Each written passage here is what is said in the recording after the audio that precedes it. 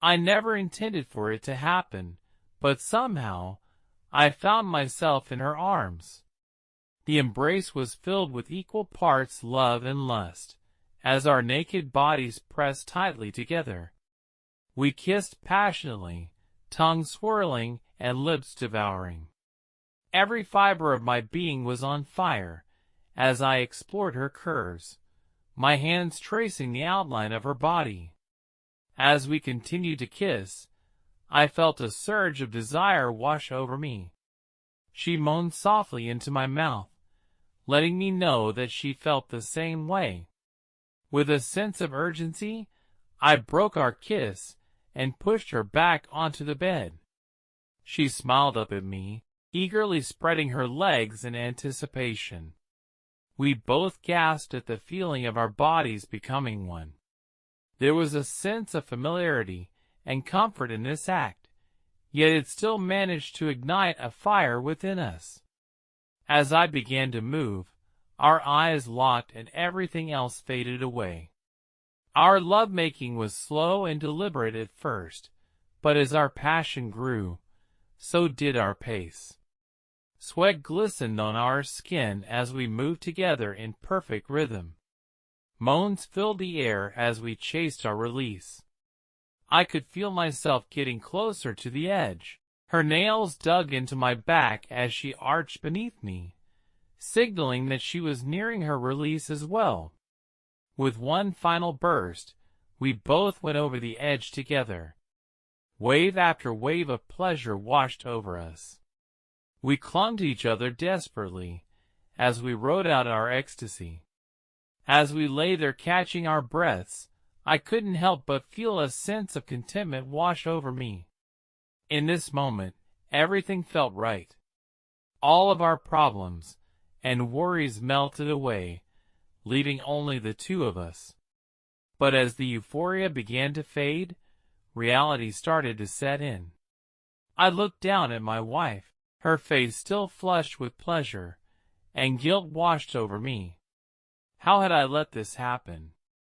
How had I betrayed the woman that I loved more than anything? I knew that I couldn't keep this a secret any longer. She deserved to know the truth, no matter how much it would hurt her. Taking a deep breath, I braced myself for what was to come. "Emily," I began, my voice shaky with emotion, "there's something that I need to tell you." Her brow furrowed in concern as she looked up at me. "What is it? You're scaring me." I took another deep breath before blurting out the words that had been haunting me for weeks. "I cheated on you." The room fell silent as my confession hung in the air between us. Her eyes widened in shock, and for a moment she said nothing. Finally, after what felt like an eternity, she spoke. "Why?" Her voice was barely above a whisper, but it carried so much pain. I sat on the edge of the bed and ran a hand through my hair as I struggled to find the right words. "I don't know," I admitted honestly. "It was stupid and selfish, and I don't know why I did it." Tears welled up in her eyes as she listened to my confession. It broke my heart to see her hurting because of me. "Emily, I'm so sorry," I said softly. "I never meant to hurt you."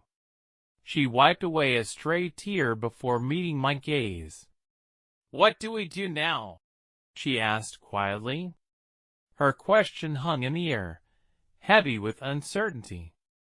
I searched her eyes for any sign of how she was feeling, but all I saw was a mix of hurt and confusion.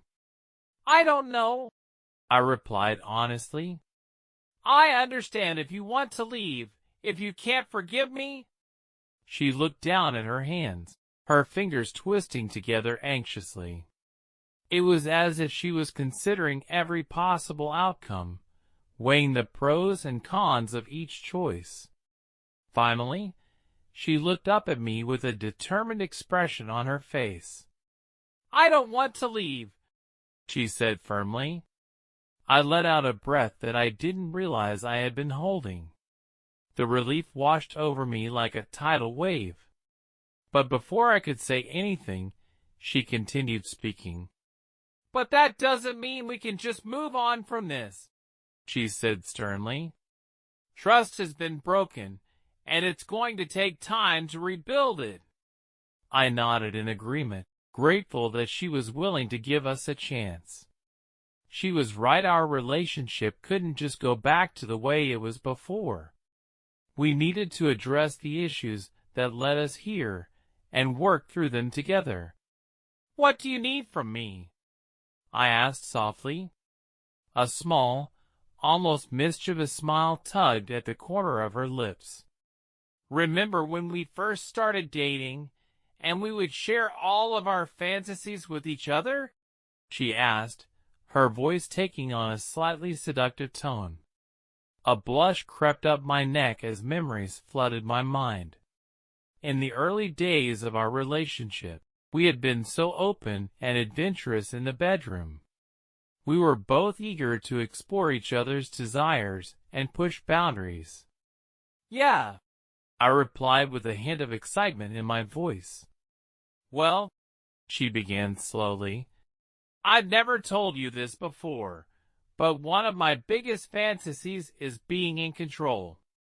I've always had this dominant side to me that I've never really been able to explore." I looked at her, my eyes wide with surprise. I had never expected her to say something like that, but the more I thought about it, the more it made sense. She had always been a strong and confident woman, so the idea of her taking charge was definitely intriguing. She took a deep breath before continuing. "So here's what's going to happen," she said confidently. "I'm going to forgive you, but on one condition." My brow furrowed in confusion as I waited for her to elaborate. "For 1 week," she said slowly, "you're going to be my submissive. You're going to let me fulfill all of my kinks and fantasies on you, and you're going to do whatever I say without question." I blinked at her in surprise, my mind struggling to process what she was asking of me. It was definitely not what I was expecting, but the more I thought about it, the more it made sense. This was her way of taking control and reclaiming our sexual relationship. "I understand if that's too much," she said softly, her expression turning slightly vulnerable.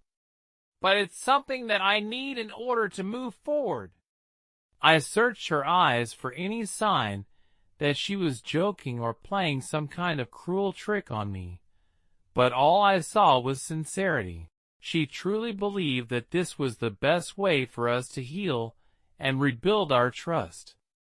After a moment of contemplation, a small smile tugged at the corners of my lips. "Okay," I said softly. "I'll do it." Her eyes lit up with a mixture of excitement and relief. "Are you sure?" she asked eagerly. I nodded reassuringly. "Yeah," I replied with newfound confidence. "If this is what you need, then I'm all in." A smile spread across her face, and in that moment, I knew that we were going to be okay. We had a long road ahead of us, but together we could overcome anything. She reached out and took my hand in hers, giving it a gentle squeeze. "Thank you," she said sincerely. "I promise you won't regret this." And with that, our journey of healing and sexual exploration began. For my wife, embracing her dominant side was empowering. She explained that being able to explore her fantasies with my enthusiastic consent allowed her to fully step into this role. She also acknowledged that there might be some challenges along the way, such as navigating the fine line between dominance and cruelty. But she reassured me that open communication would be key. As for me, I couldn't deny the thrill that coursed through my veins every time she spoke about taking control. The idea of surrendering to her completely filled me with equal parts excitement and apprehension. But I also felt a deep sense of trust and security in knowing that we were embarking on this journey together,